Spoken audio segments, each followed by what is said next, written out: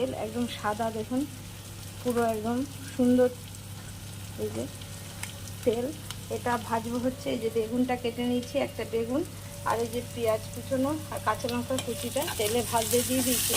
এটা ভাজা হয়ে গেলে এর মধ্যে দিয়ে দেবো হচ্ছে এই যে বেগুনটা। এবার বেগুনটা দিয়ে একটুখানি আগে ভেজে তুলে দেবো।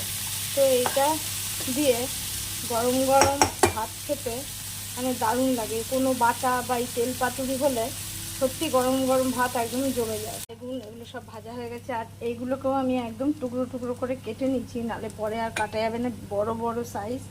এবার এর মধ্যে দিয়ে দেবো নুন আর হলুদ,